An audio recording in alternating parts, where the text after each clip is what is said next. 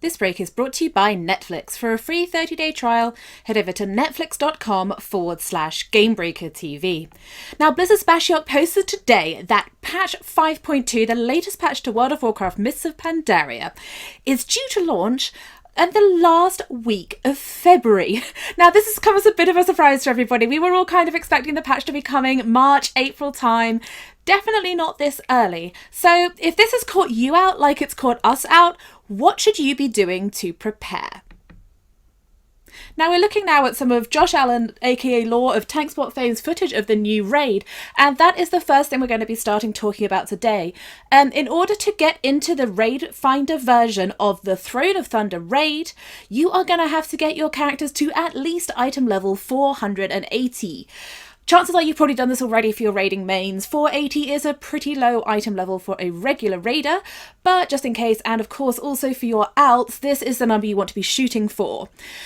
Why is it important to be doing the raid finder? Good question. Obviously, if you like smashing your face into a wall, that is an excellent alternative pastime.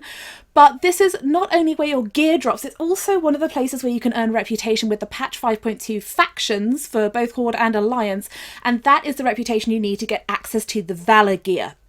So Raid Finder is going to grant this reputation up to a point, but no further. It's not exactly clear at the moment quite what point this will be, but there seems to be very little debate about the fact that you will need to be getting into the Raid Finder as soon as possible, unless you're one of those guilds who is like ready to go and pushing ahead and forging through all of the new raids on normal mode immediately.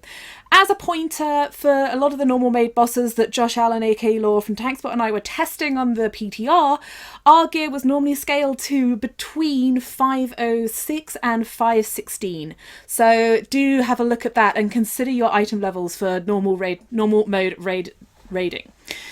Spend your Valor now. This is the next thing you need to really do. As ever, they are converting Valor into Justice. And if you have enough Valor and Justice combined that you go over the 4,000 Justice point cap, your excess Justice will be converted into gold. So if you have, for example, 2,000 Justice and 3,000 Valor, that 3,000 Valor will be converted into Justice. That would give you a total of 5,000 Justice, which would mean that 1,000 Justice will be converted into gold and essentially wasted.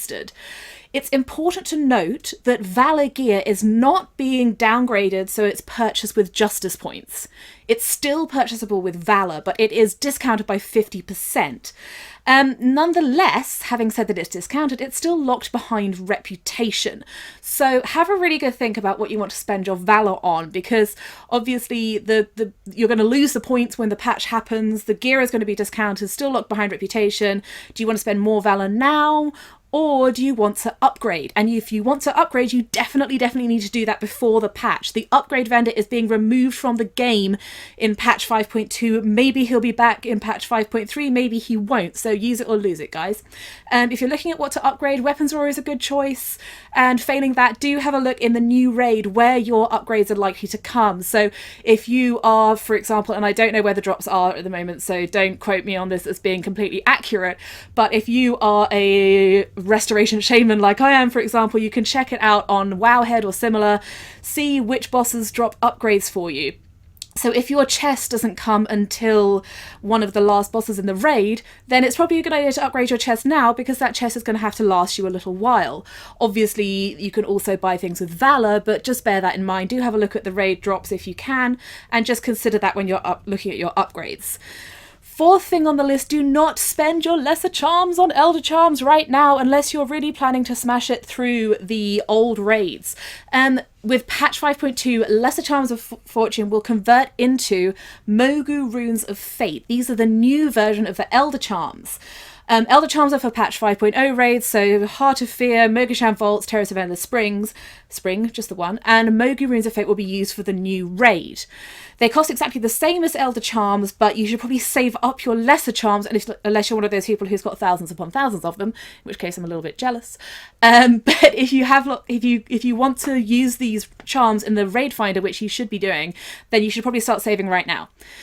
And lastly, last tips, get your tillers rep to Exalted. This will actually allow you to carry out work orders which will dedicate half of your farm to growing vegetables for other factions and thereby earning rep with those other factions.